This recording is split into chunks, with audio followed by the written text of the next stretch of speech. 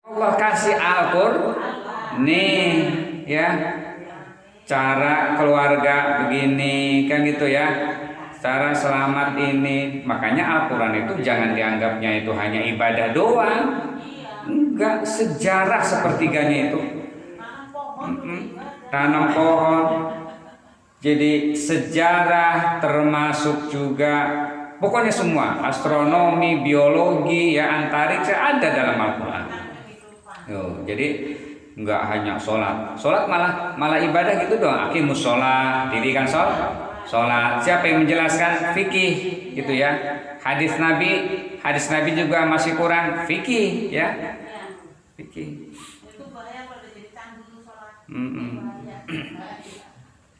Jadi gak ada misalnya dalam Al-Quran 4 rakaat sholat duhur gitu ya, apalagi cara bacaannya, baca ini nggak ada, adanya di dalam hadis ya, hadis. Apalagi sampai ngangkat tangan, meletakkan tangan itu ya, itu fikih. Fikih ngambilnya dari mana? Dari Al-Quran, hadis ngambil, itu ulama yang nyusun. Iya, makanya jangan terlalu kita menyalahkan orang kalau meletakkan tangan, ada yang di atas, ada yang ke bawah, ada yang di pinggir ya. Udah, tuh jangan, biarin aja. Yang lurus saja ada ya. Imam Malik itu lurus ya. Allahu Akbar, udah tangannya di bawah. Kan gitu. Itu Imam Malik. Tuh. Termasuk menyentuh, membatalkan wudhu lah kalau kita bahas mah. Kalau Imam Syafi'i ya, bagi yang membatalkan wudhu itu lawan jenis bagi yang sudah balik, akil balik gitu ya. Perempuan lawan jenis batal, terserah orangnya mau serke mau kagak serke kan gitu ya, tetap batal. Kalau dia belum balik, masih bocah, walaupun cantik tuh perempuan ya, nggak batal. Kalau Hanafi mah beda, dia harus ser ya, ada sir dia mah. Kalau nggak ada sir ya nggak apa-apa. Jadi ketika kita mau misalnya nuntun nenek-nenek gitu ya, mau nyebrang, kita punya wudhu, nggak batal kalau Imam Hanafi, ya kan? Bener-bener nolong kan? Iya, nggak ada sir, boro-boro sir kan gitu ya? Ya Allah, biar kita gendong juga tuh misalnya, iya ya. Tapi kalau walaupun anak-anak ya, misalnya anak Arab udah pokoknya cantik lah gitu ya, belum balik, kepegang sama kita, menurut Imam Hanafi batal. Batal walaupun anak-anak. Kenapa? Karena menimbulkan ser itu ya. Di bocah cantik amat ya kan? Nah itu batal. Malah Malik yang lucu lagi ya. Itu kalau Imam Syafi'i kan kalau keluar suara baru batal ya. Kalau Imam Malik mah baru di perut kerukuk itu batal ya. Iya, kerukuk enggak keluar angin ya. Kalau Imam Syafi'i kan keluar angin ya, baru batal. Kalau Imam Malik mah baru kerukuk aja nih udah batal. Nah itu adanya namanya fikih 4 madhab ya. Itu supaya kita jangan terlalu fanatik, apalagi sampai menyalahkan orang. Ini kadang-kadang yang kita itu udah, yang penting kita sepakat bahwa sholat subuh itu adalah wajib gitu ya. Urusan masalah kunut apa enggak kunut itu udah biarin ya, yang penting wajib. Nah, ini mau memperdebatkan kunut, tapi yang berdebat ini enggak sholat subuh ya. Walamma jaa amruna najjayna hudan walladzina amanu ma'ahu birahmatin minna wa najjaynahum min azabin walid. Walamma najjayna, dan ketika kami, dan setelah ketika datang amruna, keputusan kami, maksudnya keputusan Allah ya. Artinya yang memang sudah dijanjikan kepada orang kafir tetap dia berpaling, enggak mau taat. Najjaina, kami selamatkan Hud ya, walladzina amanu, dan orang-orang yang beriman kepada Hud, sama dengan Nabi Nuh juga ya, itu diselamatkan. Mahu bersama dia, birahmatin dengan rahmat minna dari kami. Tuh. Jadi kalau sudah memang dia beriman kepada Hud, turun bencana, diselamatkan tuh Hud dan orang yang beriman kepada Hud atas dasar apa? Dari rahmat Allah. Jadi kalau bukan rahmat ya nggak bisa. Makanya dan kita itu selalu setiap hari ya, kalau kita rajin melaksanakan salam itu sudah dapat itu doa itu ya kan. Assalamualaikum warahmatullahi wabarakatuh. Keselamatan, rahmat dan keberkahan itu. Ya. Kalaupun kita assalamualaikum aja keselamatan ya, selamat. Iya. Jadi sebenarnya nggak butuh lagi orang misalnya semoga selamat ya, assalamualaikum ya kan, udah ada di situ ya. Kalau sudah assalamualaikum, iya karena dia nggak ini ditegesin gitu ya, ya titi semoga selamat di jalan ya kan itu, assalamualaikum itu sudah doa, assalamualaikum itu selamat di perjalanannya, selamat umurnya, selamat keluarganya, selamat semuanya ya. Makanya luar biasa itu tradisi Islam. Mau malam mau siang assalamualaikum gitu. Walaupun dulu orang Yahudi biasa ya ngejek, jadi di apa namanya dipalingkan assalamualaikum. Nah, kelihatannya hampir sama kan?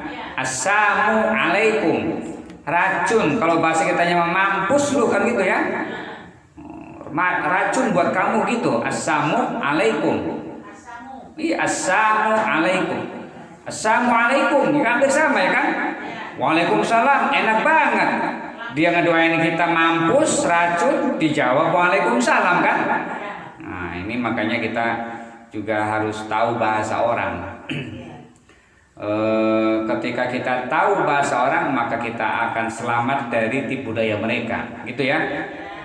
Makanya ini mendorong kita untuk belajar bahasa ini ya. Anak-anak kita tuh jangan buta bahasa, apalagi anak-anak sekarang ya. Ntar kalau ada orang turis ngomong bahasa Inggris bisa diladenin kan, cakep itu kan ya. Bahasa Arab paling enggak nih, bahasa Arab, bahasa Inggris ya. Ini bahasa internasional itu ya. Insyaallah kita akan ini. Tapi luar biasanya kalau dulu namanya Zaid bin Thabit penulis Al-Quran di zaman sahabat, zaman Nabi, Zaid bin Thabit itu dia belajar alam tuha wa azab tuha, mempelajari agama Yahudi berapa lama? Nisfa syahrin, separuh bulan. Separuh bulan nih Zaid bin Thabit mempelajari agama Yahudi, bahkan tidak hanya bisa tapi azab tuha. Azab tuha itu artinya mendalam.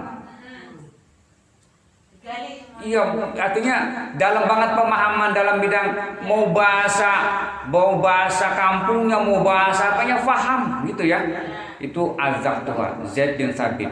Setengah bulan, nisfa syahrin, agama Yahudi bahasa Yahudi dipelajari setengah bulan. Lah kita belajar bahasa Inggris dari SD ya. Enggak lah, dari SMP misalnya nih 3 tahun, SMA 3 tahun, 6 tahun ya kan. Belum kuliah berapa semester, 4 tahun lebih, 6 tahun lebih kita cuma bisanya goodbye, I love you ya kan. Itu doang ya kan. Ya tahunan.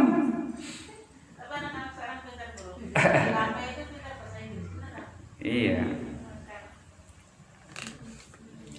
Tapi saya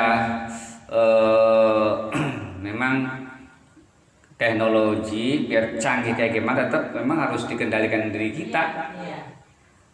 Kan ada Google Translate ya, Google untuk menerjemahkan. Kita ambil teks bahasa Arab, coba terjemahannya apa, ada juga yang nggak pas. Jadi ya itulah, jadi memang walaupun canggih karena ini kan namanya dikendalikan mesin gitu ya. Ya, tetap aja ketika ayat kata-kata tertentu tuh nggak bisa, kayak misalnya salak ya kan, lah dia nggak bisa nerjemahin ya kan, tetap ya salah ya salah. Jadi memang bukan berarti sekarang manusia nggak usah belajar, nggak bisa ya. Tetap ada ya. Manusia itulah yang bisa mengendalikan teknologi. Kita jangan dikendalikan. Manusia yang harus mengendalikan teknologi, begitu. Walladzina amanu walladzina birahminna wa najjaynahum min azabin ghalid, dan kami selamatkan itu dari siksaan yang keras, yang berat.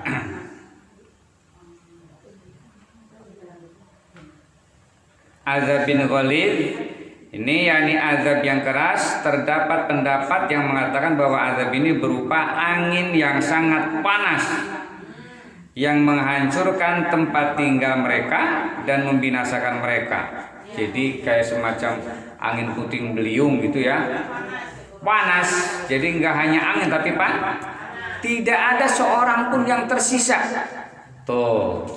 Jadi manusia ini diganti saat Nabiullah Hud ini dengan bencana apa? Angin puyuh. Kalau sekarang tuh angin apa ya? Kalau di Jawa itu angin yang dari gunung itu loh dulu. Iya. Terus itu loh yang angin api semua tuh jadi debu semua, angin panas. Oh itu ya. Iya. Itu ada di zaman Nabiullah. Jadi azabin ghalid ya.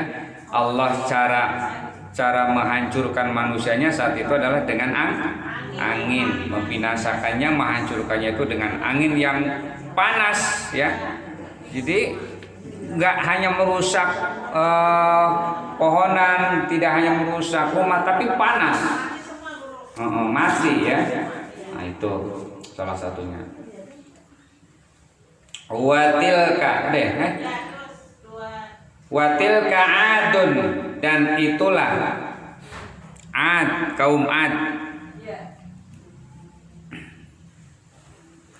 Watilka adun, dan itulah kaum Ad, jahadu, yang memang mengingkari gitu ya. Jahad itu angas, mengingkari, biayatilah dengan ayat-ayat Allah, bi ayati rabbihim dengan ayat-ayat Tuhan mereka, wa asau, dan mereka mendurhakai rusulahu, rasul-rasulnya, wattaba'u amra kulli jabbarin anid, dan mereka mengikuti perintah semua jabbarin anid, penguasa